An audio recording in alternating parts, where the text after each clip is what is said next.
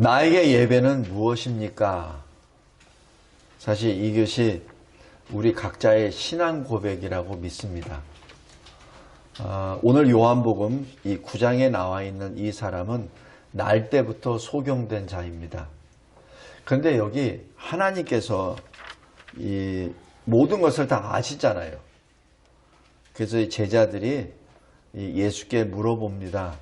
이 사람은 왜 이렇게 날 때부터 눈이 없습니까? 맹인입니까? 라고 얘기하니까 예수님이 하시는 말씀, 그에게서 하나님이 하시는 일을 나타내고자 하심이라.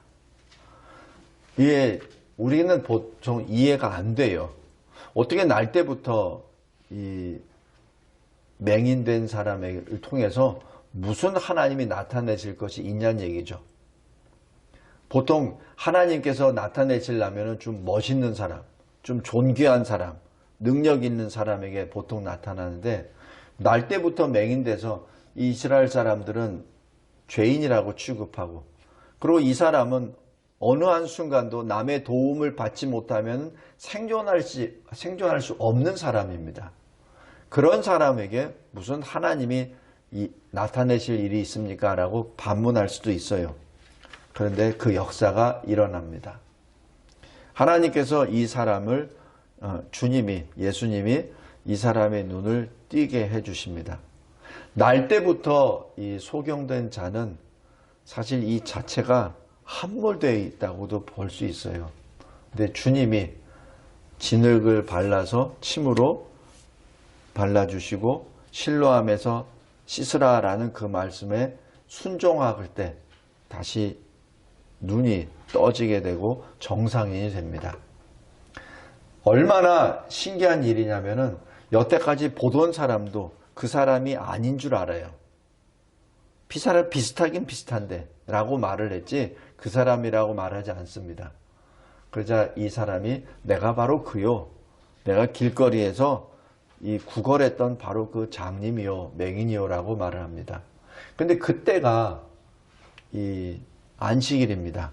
그러니까 바리새인들은 그 안식일에 눈을 띄게 해주었다는 그 일은 안식일에 일을 했다는 것으로 해석을 해버려서 그 눈을 띄게 해준 그 사람을 잡으려고 합니다. 참 아이러니합니다. 그래서 이 맹인되었던 사람을 불러서 너는 누구라고 생각하느냐라고 묻죠. 그러자 이 사람이 말합니다. 내가 창세 이후로 32절입니다. 창세 이후로 맹인으로 난 자의 눈을 뜨게 하였다 함은 듣지 못했습니다.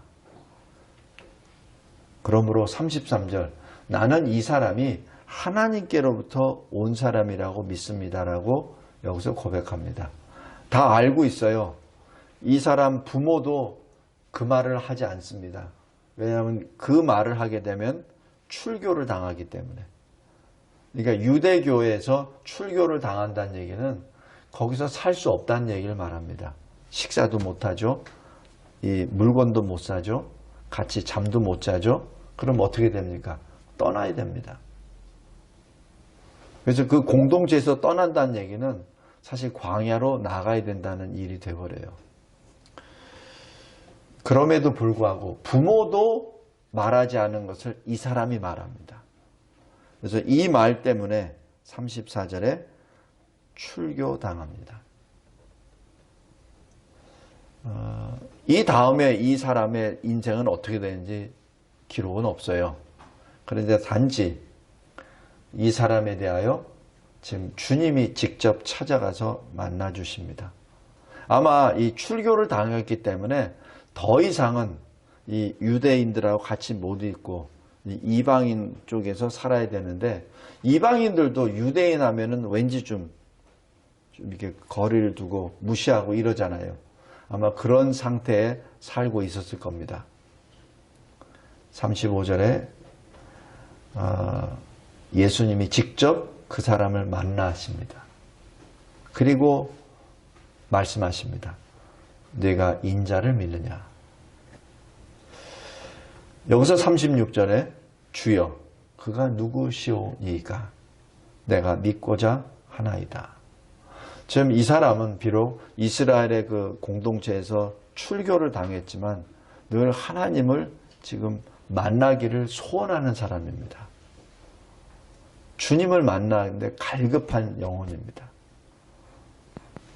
그러니까 묻자마자 바로 하죠. 지금 예수님이 누군지도 몰라요. 왜냐하면 소경되었을 때 예수님이 진흙을 발라서 묻혀줬기 때문에 누군지도 모릅니다. 그런데 예수님이 네가 인자를 믿기를 원하느냐? 딱 질문 한마디, 딱 한마디. 믿고 싶습니다. 그 말에 예수님이 말씀하십니다. 내가 그를 보았다. 지금 너와 말하는 자가 그이니라. 성도 여러분,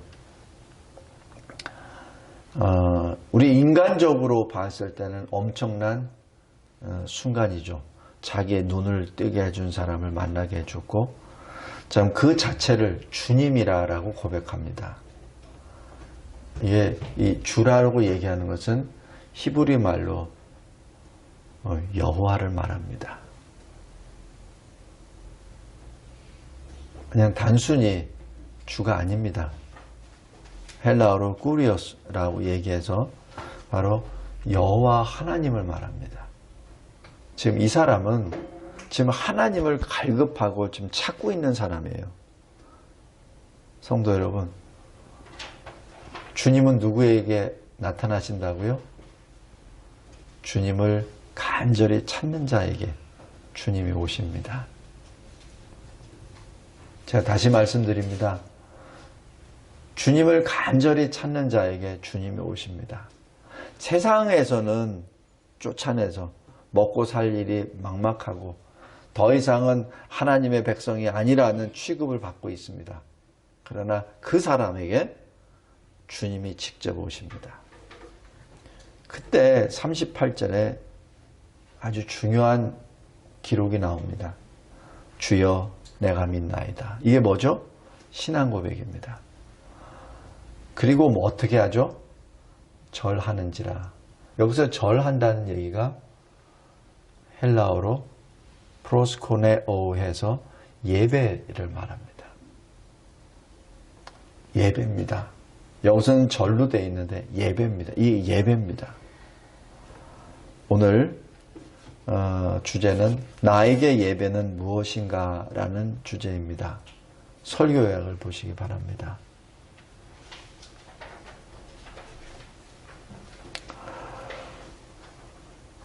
예배는 하나님이 기뻐하시는 최고의 역사입니다.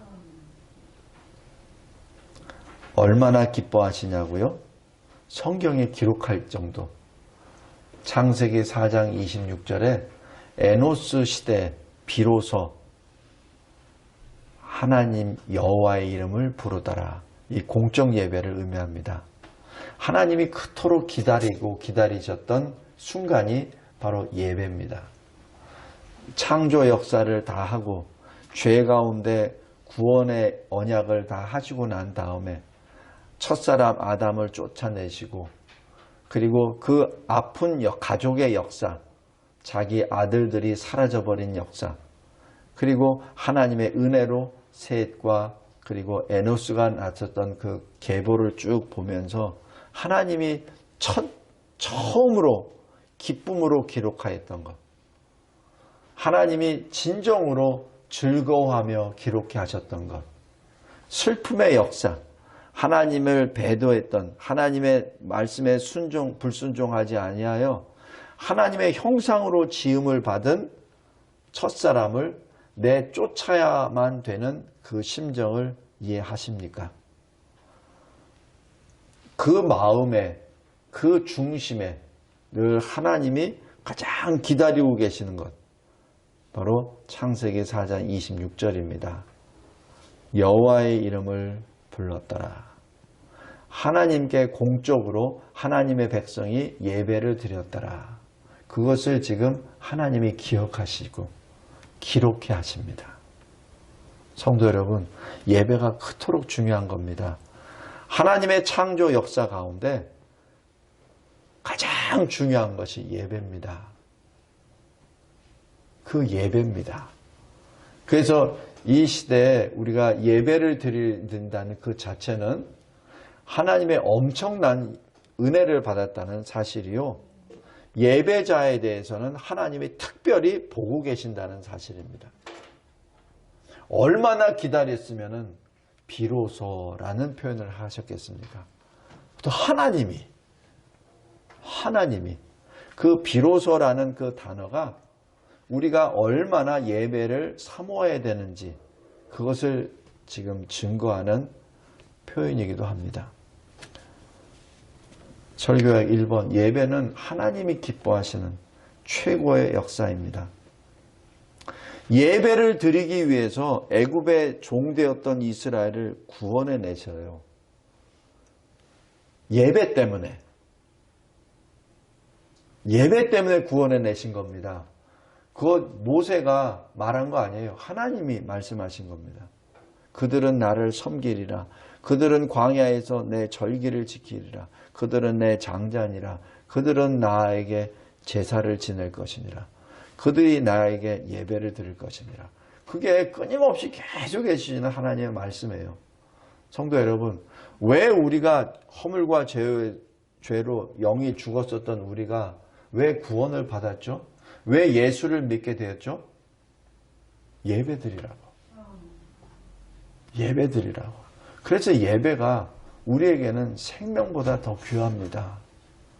왜냐하면 주님이 우리에게 생명을 주신 이유는 예배 때문에 그런 거예요. 그런데 이 예배를 너무 쉽게 포기해서는 결코 안 됩니다.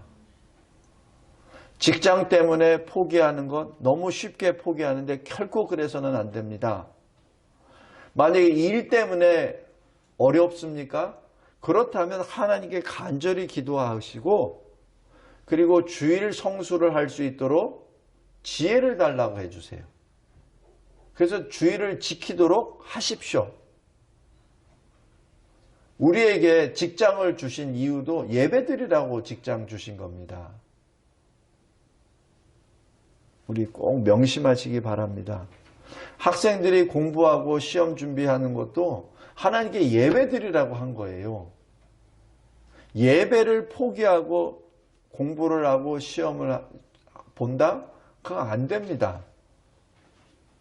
예배는 선택사항이 아니에요. 선택 옵션이 아닙니다. 예배는 성도의 본분입니다. 예배를 주일날 드린다는 것은 성도라는 표적입니다. 성도라는 증거입니다. 그리스도인이라는 증거예요.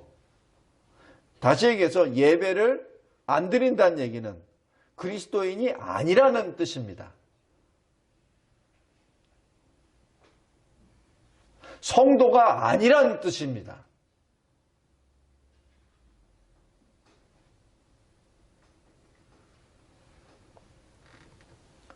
여기 큰 1번, 작은 2번입니다. 하나님의 백성으로 하나님이 인쳐주십니다. 딱 도장을 딱 찍어주세요. 너는 내 것. 그리고 구별시켜 주십니다. 그래서 어떻게 가요? 구별된 자가 누굽니까? 거룩한 백성. 구별된다는 얘기가 거룩하다는 뜻입니다. 그래서 그 거룩한 표가 뭐냐면 주일날 산으로 강으로 일로 시험 보러 다 가는데 백성들은 구별되어 이곳에 모이죠. 그래서 어떻게 합니까? 새 노래를 부르며 하나님의 이름을 부릅니다. 새 노래가 뭐죠? 구원받은 자들이 부르는 노래. 구원받은 자들이. 지금까지 허물과 죄로 죽었었던 육이 부르는 노래가 아니라 구원받은 자들이 부르는 새 노래입니다. 출애굽기 15장에 모세 노래 나오죠. 요한계시록 7장에 큰 소리로 우리의 구원은 보좌와 어린 양에 있다라고 부르짖는 신앙 고백의 그 새 노래, 바로 그 노래가 구원받은 자들만이 부를 수 있는 노래입니다. 구원받지 못하는 사람은 부를 수 없는 노래입니다. 그 노래를 어디서 불러요? 예배 때. 작은 3번입니다. 구원받은 하나님의 사람이라는 표요, 그리스도 안에서 하나님의 것이라는 표요, 그리스도와 함께 영광과 고난을 받은 하나님의 유업을 받은 상속자라는 뜻이요, 그리스도의 몸된 교회에 속한 교인이라는 표입니다. 성도 여러분, 사람의 첫째 되는 목적이 무엇입니까? 하나님을 영원하게 하고 하나님을 영원토록 즐거워하는 것입니다. 그렇다면 하나님을 영원토록 즐거워하는 것이 무엇입니까? 그것이 예배입니다. 그래서 우리의 삶이 예배가 되어야 된다고 로마서 12장 1절 2절에 나오죠. 우리 삶 자체가 하나님께 드려지는 거룩한 제물이 된 예배가 되는 그것이 바로 나옵니다. 우리의 삶이 예배가 되었을 때 우리는 하나님을 영원토록 즐거워하는 것입니다. 성도 여러분, 꼭 기억하시기 바랍니다. 그래서 예배가 그리스도인에게는 참으로 중요한 일입니다. 두 번째, 예배는 하나님이 우리에게 하나님의 영광을 보여주시고 우리가 하나님의 영광을 보는 것입니다. 시내산에서 주의 사람 모세가 율법을 다 받고 난 다음에 모세만큼 하나님께 가까이 나아가 하나님과 대면하여 교통한 사람이 없는데도 불구하고 그래도 그 모세가 하나님께 간구한 것, 하나님, 저에게 주의 영광을 보여주소서. 그 기도를 합니다. 출애굽기 33장에. 성도 여러분, 그 간절한 마음으로 교회를 들어옵니다. 그것이 예배자의 마음입니다. 그냥 대강 주일이니까 오는 것이 결코 아니라 모세의 심정으로 하나님, 나에게 주의 영광을 오늘 이 자리에서 보여주소서 라고 간구하며 들어오는 것이 이 예배입니다. 예배는 어떻게 드립니까? 하나님의 말씀대로 드립니다. 내가 생각하는 내 식대로 예배를 드리는 것이 아닙니다. 말씀대로 드립니다. 왜? 거룩하신 하나님이 거룩한 백성에게 거룩한 방법으로 거룩한 예배를 드리라고 말씀해 주셨기 때문에. 그래서 어떻게? 성막으로 모이라고, 회막으로 모이라고. 성막이 어디입니까? 거룩한 텐트 아닙니까? 바로 거룩하신 하나님이 계시는 그 상징의 장소입니다. 성막. 그 성막을 어떻게 지었죠? 하나님이 모세에게 다 설명해 주세요. 재료는 어떤 재료, 크기는 어떤 크기, 색깔은 어떻게, 일일이 다 하나하나 다 그대로 짓습니다. 그 짓는데도 짓는 사람까지 이름을 다 지정해 주십니다. 성도 여러분, 하나님이 이렇게 철저하신 분입니다. 그냥 대강 하신 분 아니에요. 자기 백성이 모이는 그곳을 지으실 때 철저하게 다 보여주십니다. 설계도도 다 보여주시고요. 그 일할 사람까지 이름까지 다 거명해 주십니다. 왜? 거룩하신 하나님이 거룩하신 백성을 만나는 곳이기에. 성전 건축도 마찬가지입니다. 성전 건축할 때 솔로몬이 그냥 대강 지었나요? 아닙니다. 아버지 다윗이 다 준비합니다. 하나님의 허락을 맡아요. 하나님이 다윗에게는 허락하지 아니하시죠. 그런다고 손 텁니까? 아닙니다. 다윗은 자기 아들이 지을 수 있도록 다 준비합니다. 솔로몬은 어떻게 짓죠? 하나님의 지혜를 받은 이 지구상의 당대 최고의 사람입니다. 하나님의 지혜로 성전을 짓습니다. 필요한 최고의 기술자들을 다 동원합니다. 최고의 집을 짓습니다. 7년 동안. 그거 솔로몬이 자기 마음대로 진 거 아닙니다. 그 하나하나 새긴 것 하나하나마다 하나님이 주신 그대로 지었죠. 그래서 어떻게 됐습니까? 그 성전에 하나님의 백성들이 모입니다. 성도 여러분, 그래서 이 시대의 교회가 그래서 중요한 겁니다.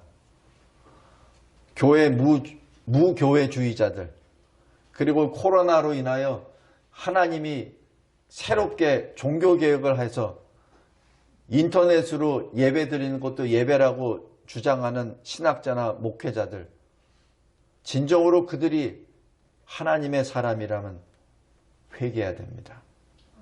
그리고 그들이 말했었던 그 뱀의 혀를 하나님 앞에, 세상 앞에 회개해야 됩니다.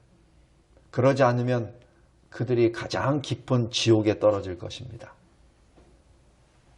하나님께 드리는 예배를 자기 멋대로 해석을 해서 많은 주의 백성들을 지옥의 불구덩이로 이끌어 나가는 그 죄를 어떻게 감당하려고 감히 그 혀를 놀리며 그 알량한 지식으로 예배를 논한단 말입니까? 성도 여러분, 성막이 지어졌을 때, 성전이 지어졌을 때 하나님이 어떻게 하셨죠? 하나님이 구름으로 임하십니다.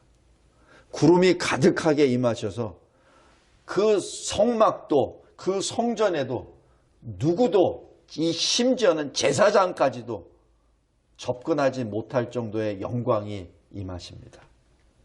동일한 현상입니다. 출애굽 그리고 11개 나와도 전부 다 그런 모습이 나오죠. 성도 여러분, 신약시대 우리는 어떻게 되죠? 사도와 선지자 턱 위에 예수 그리스도를 모퉁이 돌로 하여 우리가 서로 연결되어 지어지는 교회라, 성령이 거하는 성소라 라고 말씀하시죠. 우리가 바로 그 존재입니다.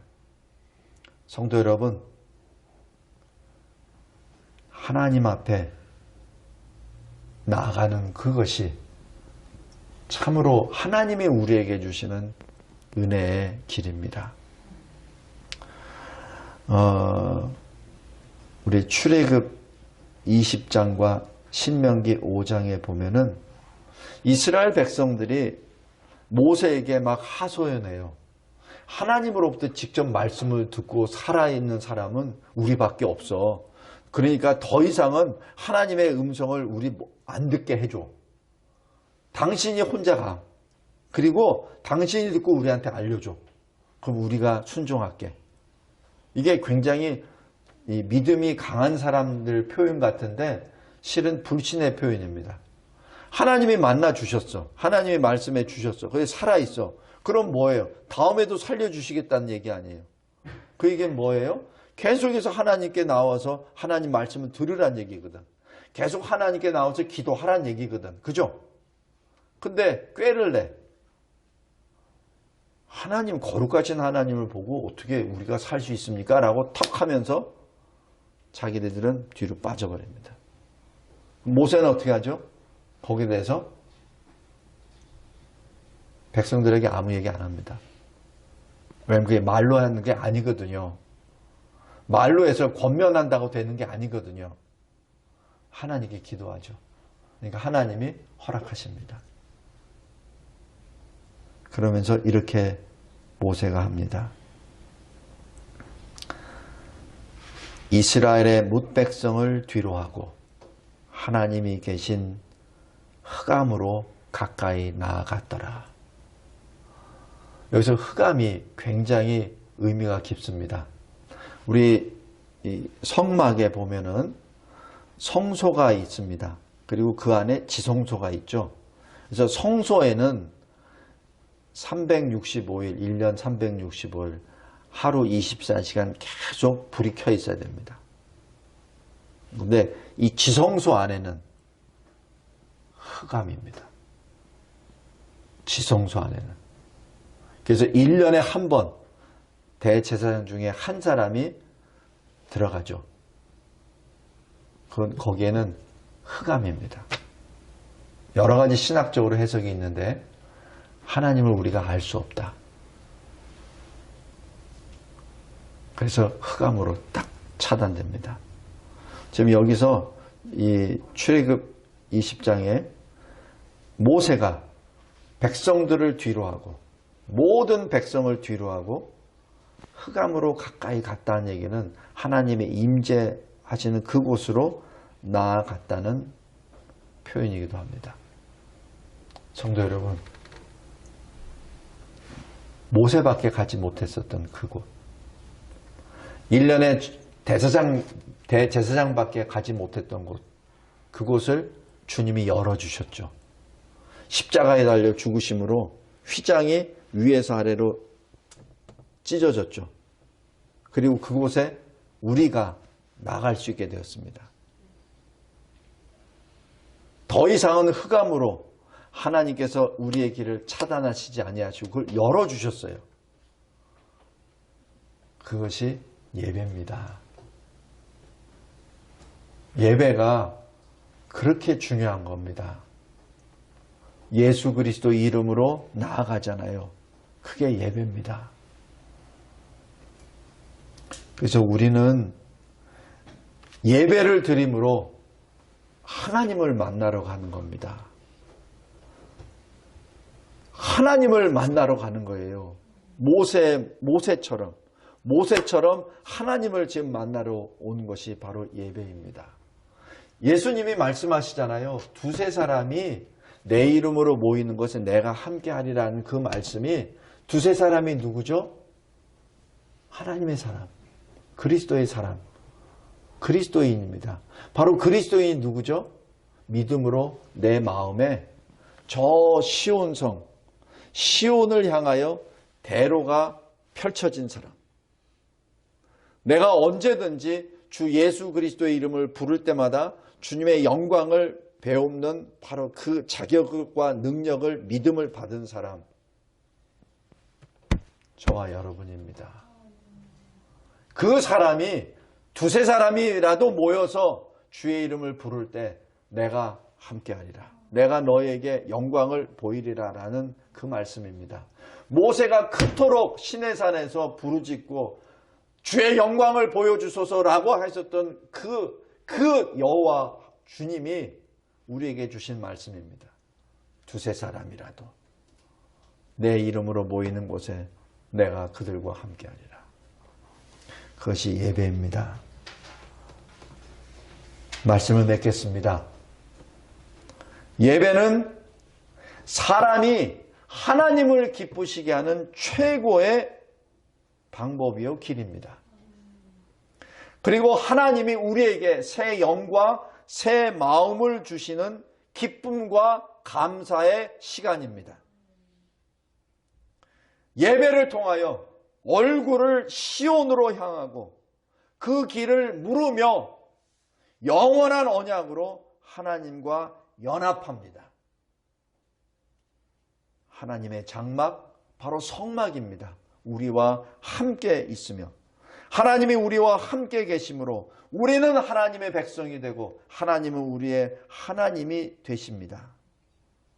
그리고 우리가 바로 기쁨과 그 힘을 받게 됩니다. 성도 여러분, 말씀과 기도로 드리는 예배, 그 거룩한 예배를 통하여 성령 충만함을 받고 우리가 거룩한 주의 참백성이 되어 하나님께 더 가까이 나아갑니다. 이것이 예배입니다. 결코 예배는 타협할 수 없습니다. 왜냐하면 우리의 생존의 목적이 바로 예배에 있기 때문에 그렇습니다.